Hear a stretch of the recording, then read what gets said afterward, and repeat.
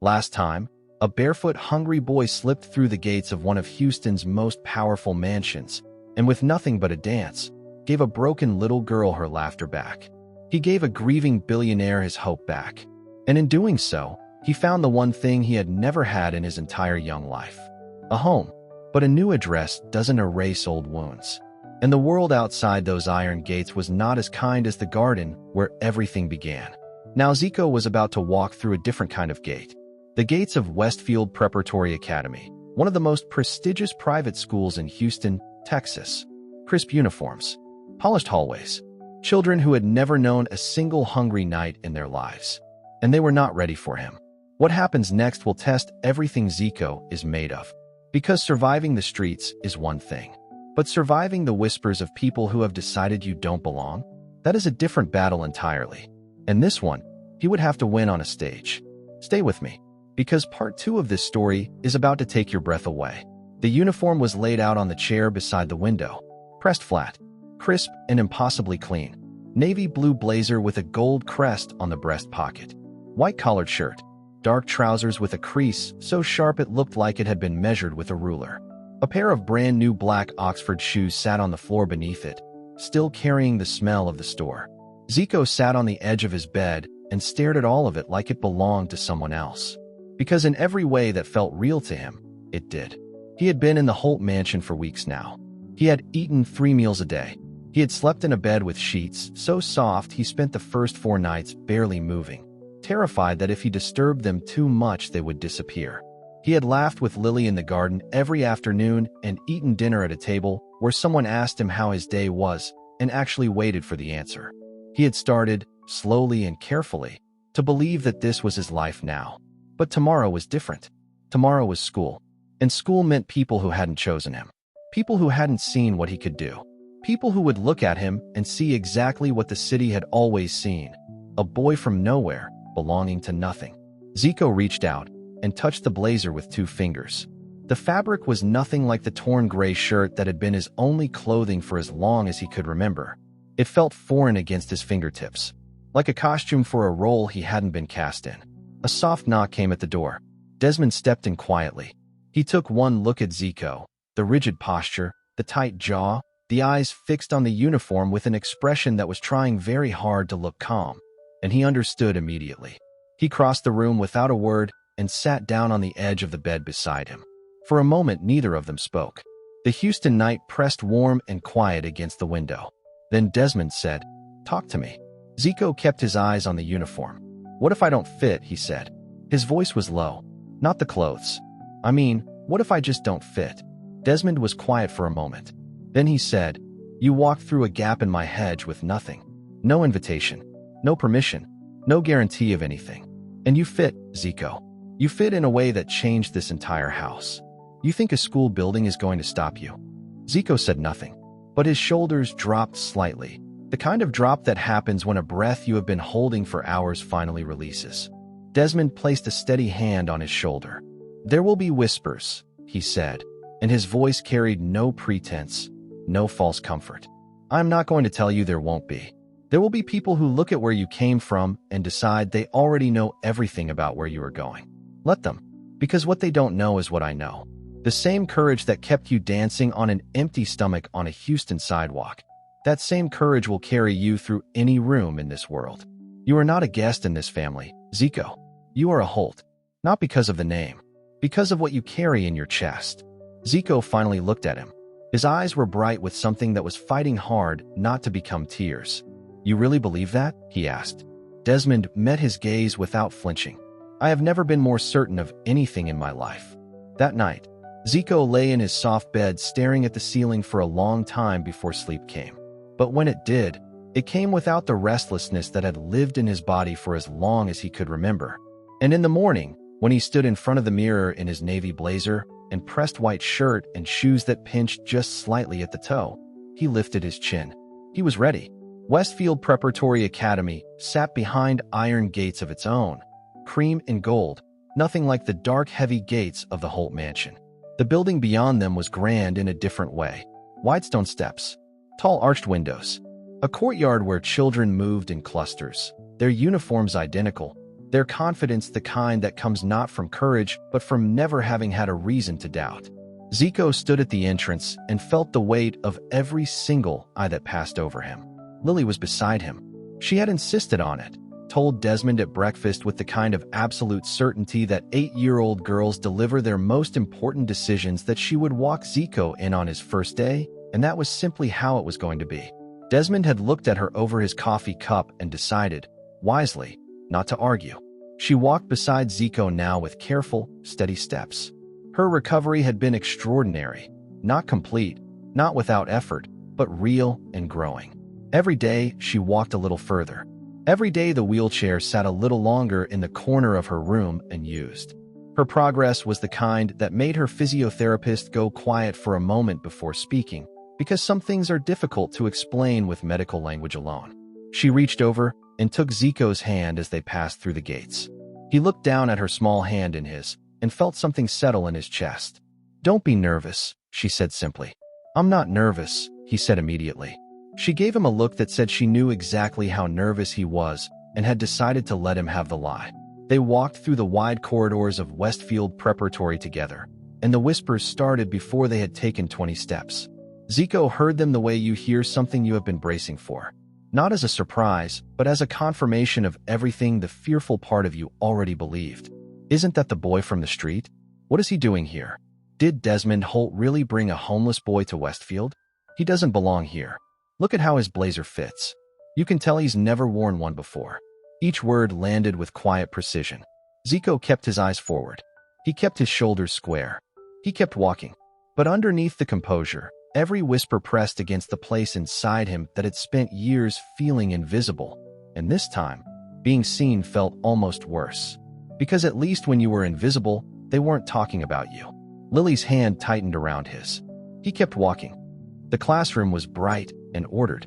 Rows of desks, each one occupied by a child who had been coming to this school long enough to have a favorite seat.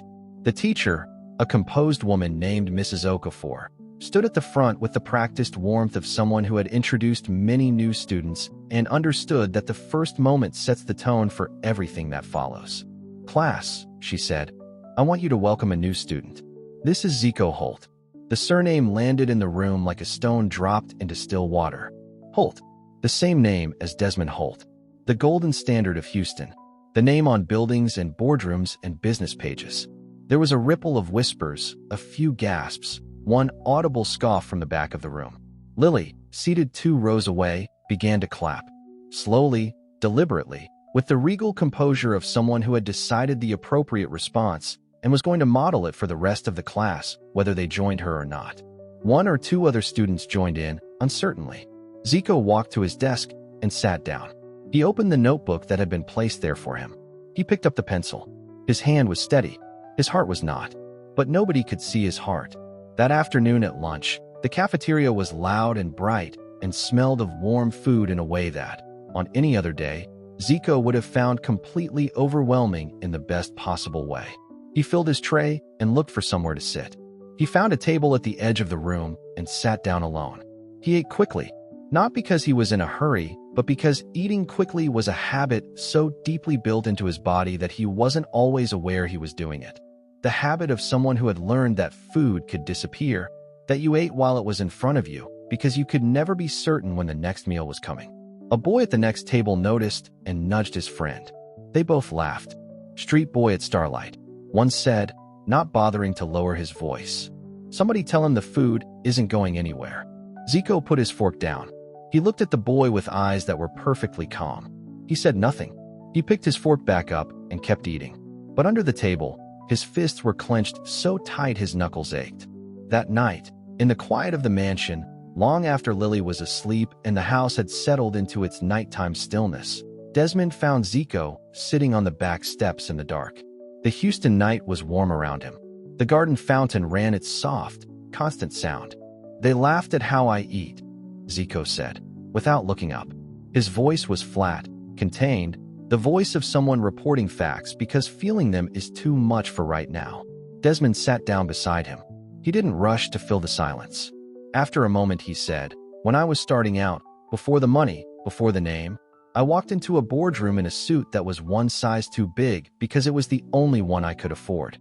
The men in that room looked at me the way those children looked at you today, like I had wandered into a place that didn't belong to me. Zico looked up. What did you do? He asked. I made sure, Desmond said quietly, that the last thing they remembered from that meeting was my name, not my suit.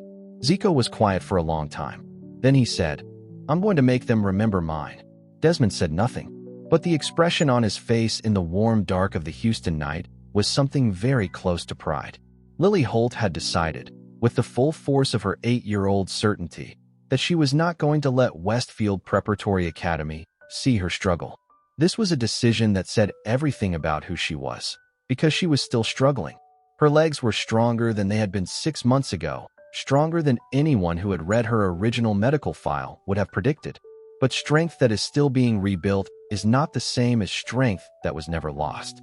And children, who have not yet learned the art of looking away, noticed everything.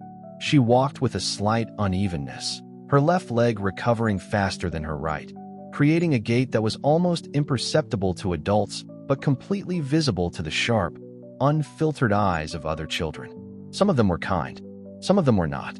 She heard the whispers the way Zico heard his, not all at once, but in fragments, dropped carelessly in corridors and at the edges of the playground. She's limping again. Do you think she'll ever walk properly?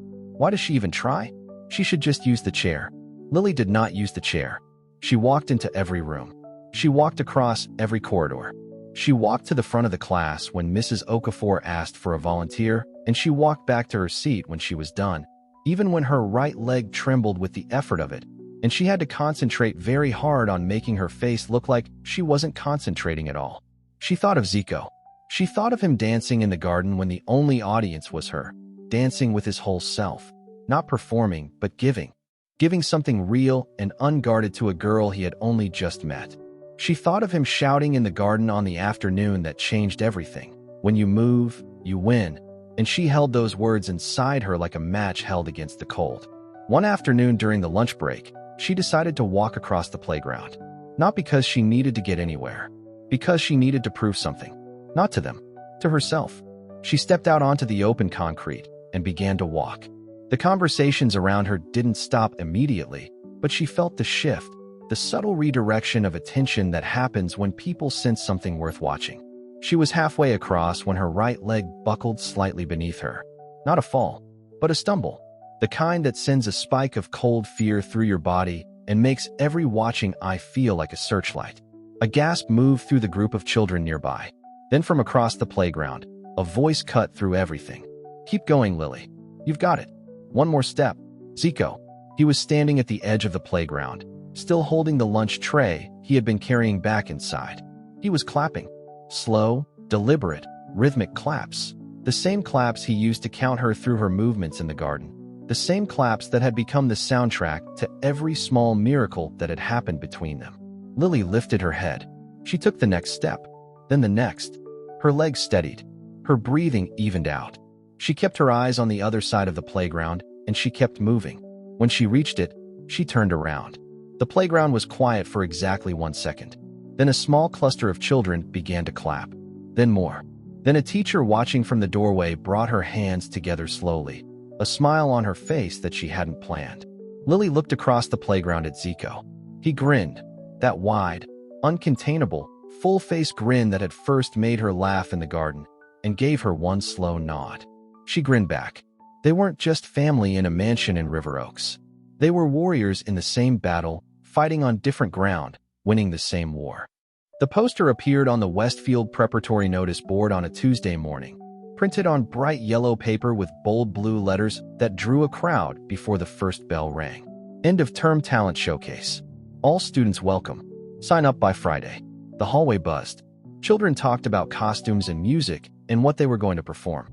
A girl in Lily's class announced she was doing a piano piece. 2 boys from the grade above had already formed a comedy duo. Someone was apparently going to attempt a magic act involving a live rabbit, a detail that made Mrs. Okafor close her eyes briefly. Lily found Zico at their usual lunch table and slid the yellow flyer across to him without a word. He read it. He put it back down. No, he said. Yes, she said. Lily. Zico. She folded her hands on the table with the composure of a woman 3 times her age. You danced on a sidewalk in front of strangers for coins. You danced in a garden in front of a billionaire who could have thrown you out. You were going to sign up for a school talent show. He looked at the flyer. He looked at her. He looked at the flyer again. They're going to laugh at me, he said. They already laugh at you, she said, with the brutal honesty that was one of her most defining qualities. At least this way, they'll be laughing because you made them. He was quiet for a long time. He thought about the bridge near the bus terminal on Westheimer Road. Those nights when the concrete was cold and the hunger was loud, and the only thing that made the darkness feel survivable was moving his body through it. He thought about what dancing had always been for him. Not performance, not ambition, but the most honest language he had. The one thing that had always been entirely, unquestionably his. He thought about what Desmond had said on the back steps. Make them remember your name. He picked up the pen that Lily was already holding out to him. His hand was not completely steady, but it was steady enough. He wrote his name on the sign-up sheet in letters that were clear and deliberate. Zico Holt. From across the cafeteria, someone saw him sign his name and laughed.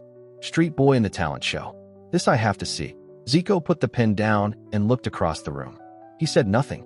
He simply looked, with the calm, unhurried eyes of someone who has already decided how the story ends. The garden of the Holt mansion became a rehearsal space. Every afternoon after school, Zico practiced. Not the loose, improvised joy of his early performances for Lily. This was something different. This was focused and intentional and driven by a fire that surprised even him. He spun until he was dizzy, then spun again. He worked on transitions between movements until they flowed without thought. He added layers. The fluid grace he had developed from years of dancing in small spaces overlaid with the explosive energy that had always been his natural language. Lily coached him with an authority that would have been impressive in a professional choreographer and was frankly extraordinary in an 8-year-old girl. Again, she said, arms crossed. The turn at the end needs to be bigger. Make it bigger. It's already big, Zico protested, breathing hard. It needs to be bigger than big, she said firmly. It needs to be the biggest thing anyone in that auditorium has ever seen. He laughed. He caught his breath. He did it again. Bigger. Desmond watched from the balcony in the evenings, a glass of water in his hand, saying nothing. He had learned that the best thing he could do during these sessions was stay out of the way and let what was happening happen. But his chest carried a fullness during these hours that he had no name for. Something between pride and wonder and a gratitude so deep it had no floor. The housekeeping staff had stopped pretending they weren't watching. The head housekeeper, a woman named Gloria who had worked for the Holt family for 11 years and prided herself on professional detachment, had been overheard telling the kitchen staff that if Zico didn't win the competition, then the judges needed their eyes checked. Night after night, Zico practiced until the Houston stars were out and the garden lights had come on and Lily had been gently redirected to bed by her nanny for the 3rd time. He was not dancing for survival anymore. He was not dancing to make someone see him. He was dancing because he had found something he had never had during all those years on the streets, the luxury of dancing for a dream. And that changed everything about how he moved. 3 nights before the competition, Desmond hosted a business dinner at the mansion.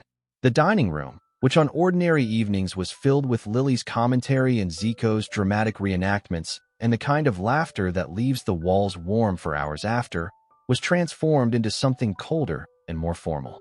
Crystal glasses, white linen, men in dark suits who had the careful, measuring eyes of people who spent their lives calculating the cost of everything. From the garden, the sound of Zico practicing drifted in through the open window. Music and movement and Lily's clear coaching voice giving instruction. One of the men at the table, a senior partner from one of Desmond's earliest business relationships, a man named Garrett who had always prided himself on speaking plainly, set down his wine glass and said, "Richard, I'm going to say what everyone at this table is thinking." Desmond's name was Richard in his competitor's story. In this story, it was Desmond. The man had gotten it wrong, but he pressed on anyway, and the room let him. "That boy," Garrett said, nodding toward the window. "What exactly is the plan? Because Houston is talking, and not all of it is favorable. You have a name, Desmond. You have a reputation that took 20 years to build. And right now that reputation is attached to a story about a street child living in your mansion. Some people find it inspiring. Others, he paused, selecting his word carefully, are concerned about your judgment. Another man across the table shifted in his seat. It's not that anyone doubts your intentions. It's the optics. A boy from the streets, no background, no family that anyone can verify, and you've put the Holt name on him. If anything goes wrong, nothing is going to go wrong, Desmond said. His voice was quiet. It was the specific quiet that everyone at the table recognized, the quiet that meant the conversation was about to be redirected whether they were ready or not. He set down his fork. He looked at Garrett first, then around the table slowly. Let me tell you what I know about that boy, he said. I know that 6 months ago my daughter had not laughed in 7 months. I know that I had spent more money than most people will see in a lifetime trying to reach her. The best doctors, the best facilities, the best treatments anywhere in the world. And none of it worked. And then a barefoot, hungry boy slipped through a gap in my hedge with nothing. No plan, no agenda, nothing except the instinct to make a sad little girl smile. And in 10 minutes, he did what 7 months of medicine could not. The table was silent. My daughter walked across her school playground last week, Desmond continued. Unassisted. She has been in physical therapy for 6 months, and her therapist told me last Tuesday that her progress is, and I am quoting directly, clinically remarkable. Her therapist attributes it to sustained emotional motivation. He paused. That motivation has a name. It is Zico Holt. From the garden, the music shifted. Zico had moved into the final section of his routine, the part that built, and then released into something that made even the garden feel like it was holding its breath. Garrett opened his mouth. Desmond held up one hand. Not unkindly, but completely finally. My daughter is walking again, he said. My house has life in it again. I have sat at this table and laughed at dinner for the first time in over a year. If that is a threat to my reputation, then my reputation was never worth what I thought it was. This conversation is finished. Garrett looked at his wine glass. The other men found various things on the table to study. Outside, Lily's voice carried in on the warm Houston air. Yes, that's it. Do it exactly like that. And despite everything, despite the stiff linen and the crystal glasses and the careful men with their careful concerns, one corner of Desmond Holt's mouth lifted. He picked up his fork. Dinner continued. The Westfield Preparatory Auditorium was transformed. Stage lights blazed gold and white against the curtain. Every seat was filled, parents with cameras, younger siblings fidgeting, teachers with the carefully neutral expressions of people who had been asked not to show favoritism and were finding it a significant challenge. The air smelled of polished floors and anticipation and the particular electricity that lives in a room full of people waiting for something to happen. Backstage, Zico stood alone in the corner. He was wearing what Lily had selected for him after 40 minutes of deliberate consideration. A clean white shirt, dark fitted trousers, and the same polished black Oxford shoes that had pinched on his first day of school and had, over the weeks, shaped themselves quietly around his feet. Simple, clean, entirely him. He peered through the gap in the curtain at the audience. It looked endless. His hands were cold. His heart was doing something complicated in his chest. From somewhere in the front rows, he could hear Lily's voice. She was talking to the person beside her with the animated confidence of someone who had no doubts whatsoever about how this evening was going to end. He stepped back from the curtain. He closed his eyes. He thought about the bridge on Westheimer Road, the cardboard on the concrete, the nights when the hunger was a physical presence in his body and the only way to push it back was to move, to fill the space that the hunger was trying to take with something that belonged to him. He thought about the day he had looked through the gate and seen a little girl with sadness sitting on her like weather. He thought about what it had felt like to hear her laugh for the first time, that explosion of pure sound that had hit him somewhere so deep and real that for a moment he had forgotten he was hungry. He thought about Desmond on the back steps in the dark, saying you are not invisible anymore. He thought about Lily saying you're my brother now. I decided. The announcer's voice cut through the curtain. Our next performer, Zico Holt. The whispers started before he even stepped out from the wings. He heard them as he walked toward the center of the stage. The spotlight found him. The audience settled into the particular silence of people who have already made their assessment and are waiting to be proven right. The music began. For exactly one heartbeat, Zico stood completely still. Then he moved. What happened in the next 4 minutes was not something that the Westfield Preparatory Auditorium had seen before or would easily forget after. It began with the fluid, deceptively casual movement that Zico had spent years developing on sidewalks and under bridges. The movement of a body that has learned to express everything it cannot say in words. Then it built. It pulled in the explosive energy, the comic timing, the physical storytelling that had made Lily clap until her hands ached in the garden of the River Oaks mansion. He spun with his whole body, not just his feet. He moved across the stage with the confidence of someone performing on the only stage that had ever truly belonged to him. He made the audience laugh, genuine, startled laughter, the kind that escapes before you decide to give it. He made them lean forward. He made them hold their breath. And then he gave them the ending Lily had demanded, bigger than big. The final spin was so wide and committed and absolutely certain that for a moment the entire auditorium seemed to spin with him. He landed it clean and still, arms out, chest up, chin lifted, and the silence that followed lasted exactly long enough to mean something. Then the auditorium came apart. The applause started from the front row. Lily, on her feet, clapping with everything she had. Her face lit up with a joy so complete it was almost painful to look at. It spread outward from her like a wave, rolling back through the rows, pulling people to their feet, filling the space under the high ceiling and bouncing off the walls and coming back louder. The same children who had laughed in the cafeteria were on their feet. The same hallways that had whispered were now chanting, "Zico, Zico, Zico." He stood in the spotlight and let it land on him. Not with arrogance, not with the desperate relief of someone who needed it, but with the quiet, grounded acknowledgement of someone who had known, somewhere deep and certain, that this moment was always coming. He had just needed to be patient enough to reach it. He found Desmond in the back of the auditorium, standing, hands together, eyes bright, their gazes held for a long moment across the crowded, roaring room. And everything that needed to be said between them was said in that silence. The judges took 4 minutes to deliberate. It felt longer. Backstage, Zico sat on a folding chair with Lily beside him, her hand wrapped firmly around his. She had not stopped smiling since the moment his routine ended.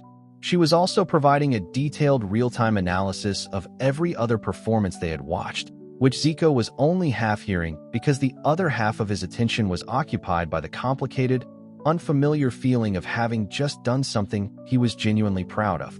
He had performed before. He had danced on sidewalks and in traffic and in a garden for an audience of one small girl. But this was different. This was the first time he had ever stood on a stage and felt, from the moment the music started to the moment it ended, completely and entirely himself. The auditorium went quiet as the head judge stepped to the microphone. This year's Westfield Preparatory Talent Showcase winner. A pause. The kind of pause that judges insert deliberately because they understand exactly what it does to a room. Is Zico Holt. The auditorium erupted for the second time in an hour. Lily threw her arms around him before the judge had finished the second syllable of his name. She was laughing and crying simultaneously in the way that only completely genuine emotion produces. The kind that doesn't choose between the two because it doesn't have enough control left for choosing. Zico held the trophy with both hands. He had held many things in his life. He had held cardboard boxes and borrowed pencils and coins given by strangers on sidewalks. He had held his own hunger at arm's length with nothing but movement and will. He had held Lily's hand across a school playground and held his ground in hallways where every whispered word was designed to make him feel like he didn't belong. This was the first thing he had ever held that the world had given him on purpose. Teachers shook his hand. Students who had spent weeks deciding he was beneath their notice now patted his back and said his name with something approaching respect. The boy from the cafeteria who had laughed at how he ate found him near the exit and said, with a slightly sheepish expression, "That was actually incredible, man." Zico looked at him for a moment. Then he said, "Thank you," and meant it completely, because he understood something that the boy from the cafeteria didn't yet know about himself, that the people who are hardest to forgive are often the ones who end up teaching you the most about who you are. That night the mansion celebrated. Lily carried the trophy from room to room as though it were a sacred object. Gloria the housekeeper made Zico's favorite meal. He had developed a fierce loyalty to her jollof rice in the weeks since arriving. And the dining table was loud and warm and full of exactly the kind of chaos that Desmond Holt had spent over a year not realizing how desperately he missed. After dinner, When Lily had finally been persuaded to go to bed and the house had quieted, Desmond found Zico in the garden. He was standing near the spot where everything had started, the patch of lawn where a barefoot, hungry boy had once performed the most important dance of his life for an audience of one. "How does it feel?" Desmond asked. Zico thought about it seriously, the way he approached most things that mattered. "Like I'm real," he said finally. "Like I actually exist in the world, not just on the edges of it." Desmond stood beside him in the warm Houston dark and said nothing. Because some things don't need a response. Some things just need a witness. The newspapers ran the story the next morning. Not a small mention buried in the community section. A front-page photograph, Zico mid-spin on the Westfield Preparatory stage. The auditorium behind him a blur of standing, cheering people, the trophy in his raised hand, his face carrying an expression of pure, absolute victory. The headline read, "From Houston's streets to the spotlight, Zico Holt wins Westfield Showcase." The story spread quickly, the way stories about unexpected triumph always do in a city that has a complicated relationship with both wealth and poverty. Local television picked it up. A morning news segment replayed footage from the performance. Someone in the audience had filmed it on their phone, and it had already been shared thousands of times overnight. People who had never heard of Zico before that morning now had opinions about him. Some were moved. Some were skeptical.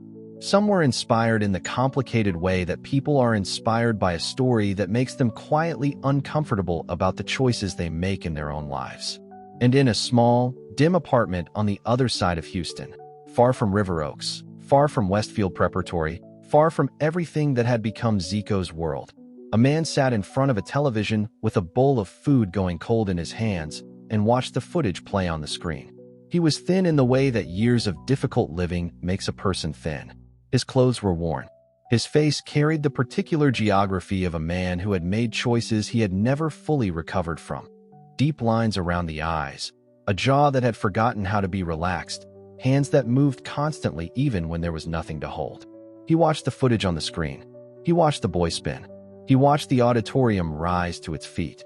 He watched the trophy raised in those two hands that he recognized, not from the competition, not from the newspaper, but from somewhere much older and much quieter than any of that. He leaned forward. His hand reached out and touched the screen. "Zico," he whispered. His voice cracked on the single word like something that had been sealed for a very long time and had just been opened. "My boy." He sat there for a long time after the segment ended. Then he stood up. The call came to the mansion gate at 7 in the evening. The security guard who answered the intercom later said that the man's voice was the voice of someone who had rehearsed what they were going to say many times and was now discovering that rehearsal and reality are very different things. It kept breaking. It kept starting over. "I need to see him," the man said. "The boy, Zico. I need to see my son. Please. I am his father. I have come for my son." Inside the mansion, dinner was in progress. Lily was mid-story. Zico was eating Gloria's rice with the focused appreciation it deserved, and Desmond was listening to Lily's account of something that had happened at school with the particular expression of a parent who is genuinely entertained but is trying to appear merely interested.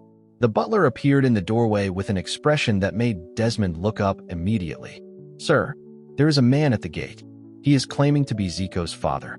The table went very still. Lily's fork stopped halfway to her mouth. Zico did not move. He did not look up from his plate. But something changed in the air around him, a shift so subtle and so complete that Desmond felt it the way you feel a change in weather before it arrives. "Bring him in," Desmond said quietly. The man who walked through the door of the Holt Mansion dining room was not what the room had been preparing for, without knowing it had been preparing. He was smaller than expected. He was worn in ways that went beyond his clothes. His eyes moved quickly around the room, and then locked onto Zico with an intensity that was the most alive thing about him. Zico looked up. For a long moment, neither of them said anything. Zico looked at this man, this stranger who had the particular combination of features that Zico had seen in his own reflection his entire life, and felt the full, complicated weight of every year of his life arrive in his chest simultaneously. The nights under the bridge, the hunger, the dancing, the invisibility, the desperate, wordless prayer of every child who has been left behind, that somewhere, somehow, there is someone who is coming back. This was the man, the one who had not come back. Until now. The man's chin trembled. His hands, at his sides, opened and closed. "Cola," he said, and then caught himself immediately. "Zico. Aye, my boy." His voice broke completely on the last word. Desmond stood slowly. His eyes were not warm. "You call yourself his father," he said. Each word was placed carefully, the way Desmond placed all important things, with full awareness of its weight. "Where were you when this boy slept under a bridge 2 miles from this house? Where were you when he was dancing at traffic lights on Westheimer Road so that strangers would give him enough coins for 1 meal? Where were you when my daughter was dying inside, and this child, your child, walked through my gate and brought her back to life with nothing but what he carried in his own heart?" The man's knees buckled. He caught himself against the doorframe. Tears ran freely down his face without any attempt to stop them. "I broke," he said. "When his mother died, I broke. I had nothing. No work, no family, no way to care for a baby alone. I told myself I would come back when I had something to offer. I told myself." His voice failed completely for a moment. He pressed the back of his hand to his mouth. "I told myself it was temporary.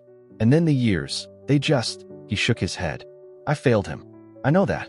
I am not here to argue that. I failed my son completely. But I have seen him now. I have seen who he has become. And I am begging. I am on my knees begging for one more chance." The room was absolutely silent. Amanda, Lily, looked at Zico. She did not speak. She simply looked at him with those large, steady eyes and waited. Desmond said nothing, because he understood, with the clarity of a man who had spent months learning what it meant to truly see another person, that this moment did not belong to him. It belonged to Zico. Zico was quiet for a long time. When he finally spoke, his voice was not the voice of the boy who had slipped through the hedge. It was not the voice of the child who had danced at traffic lights. It was something newer and harder and more certain than either of those. The voice of someone who has decided, deliberately and finally, who they are. "I know what it feels like to be broken," he said. His voice was low, but it did not waver. "I know it better than most people ever will. I was hungry and cold and invisible for years, and I never stopped. I never ran. I never left anyone behind. Because there was no one to leave." The man's sobs were silent now, the kind that go beyond sound. "When I needed a father," Zico continued, "you weren't there. When I needed a home, you weren't there. When I danced alone on a sidewalk hoping that someone, anyone, would see me, you weren't there." He paused. "But when I came through that gate with nothing, Desmond was there. When I needed someone to believe in me, Lily was there.